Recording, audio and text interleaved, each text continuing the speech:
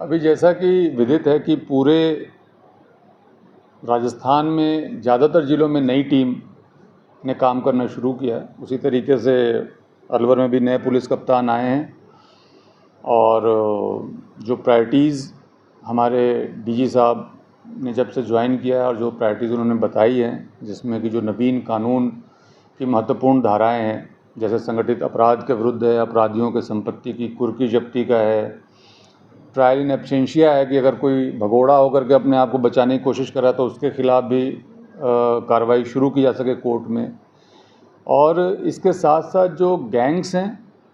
गो तस्करी है, cyber crime है, उनके खिलाफ इफ़ेक्टिव एक्शन करने के निर्देश प्राप्त हुए हैं। उस संदर्भ में ही एक तरीके की रिव्यू मीटिंग थी और यहाँ पे सुधीर चौधरी जी जो कि बतौर एसपी उन्होंने ज्वाइन करते इन्होंने साइबर क्राइम को लेकर के एक बहुत महत्वपूर्ण अभियान साइबर संग्राम के नाम से शुरू किया और उसके बहुत अच्छे रिजल्ट्स हैं। अभी मैं मीटिंग में देख रहा था तो जुलाई की अपेक्षा अगस्त में जो लोकेशंस आते हैं प्रतिबिंब के, वो आधे से भी नीचे चले गए। तो मुझे उम्मीद है कि बहुत इफ़ेक्टिव तरीके से अभियान आगे भी चलेगा और यहाँ पे साइबर अपराधियों के लिए अपराध कर पाना मुश्किल हो जाएगा, नामुमकिन हो जाएगा। कार्यालयों का निरीक्षण किया, किस तरह की कमी और किस तरह की चीज़ें सामने नजर आई?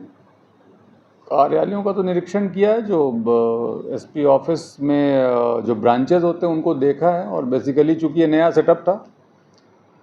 पहले पुराने बिल्डिंग में सारा चलता था, अब नए बिल्डिंग में बहुत स्पेशियस है, सारी चीज़ें सबके लिए, डेस्क है, काम करने की जगह है, वॉशरूम्स हैं, परिवादियों के लिए सुविधाएं हैं। तो उस हिसाब से अगर अपन देखें तो काफ़ी सुविधाजनक हो गया है पुलिस अधीक्षक कार्यालय का माहौल, और उसको ही मैं देख रहा था। सर, तस्करी की समस्या हमेशा से रही है और अलवर और भरतपुर चूँकि ये एग्ज़िट पॉइंट्स हैं पूरे राजस्थान के लिए, जब दौसा से, जयपुर ग्रामीण से, नागौर से, कहीं से भी गो तस्कर गायों को उठाते हैं तो फाइनली एग्ज़िट या तो वो अलवर से करते हैं या भरतपुर से करते हैं। तो इसलिए यहाँ पे अपने को संख्या ज़्यादा दिखती है, लेकिन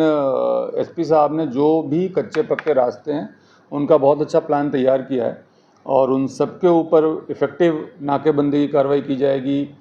गश्त की कार्रवाई की जाएगी और इंटेलिजेंस नेटवर्क को भी काफ़ी मजबूत करने का प्रयास कर रहे हैं और मैं मानता हूं कि आने वाले दिनों में इसके ऊपर बड़ा ही प्रभावी नियंत्रण आपको दिखाई देगा।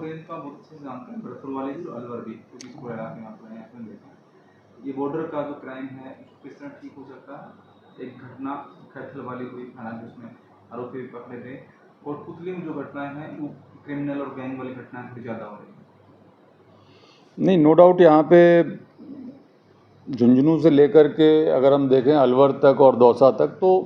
अलग अलग तरह की कार्य संस्कृति है, सामाजिक भिन्नता भी है और आपराधिक भिन्नता भी है। उसी के अकॉर्डिंग सारे हमारे जो एसपीज़ हैं और सारी टीम बहुत अच्छी है, सारे हमारे एसपीज़ बहुत अच्छे हैं, तो अपना एरिया स्पेसिफिक सबने अपनी स्ट्रेटजी बनाई है और जो मार्गदर्शन हमें मिला है पीएचक्यू से उसके अकॉर्डिंग प्राथमिकताओं को ध्यान में रखते हुए स्ट्रेटजी बनाई है। चाहे गैंग्स की बात हो, चाहे गो तस्करी की बात हो, चाहे साइबर क्राइम की बात हो, चाहे भैंस चोरी की बात हो, इन सब के ऊपर सिलसिलेवार तरीके से कार्रवाई शुरू हो गई है और आपको रिजल्ट आने वाले 2-3 महीने में बहुत अच्छे रिजल्ट दिखाई देंगे।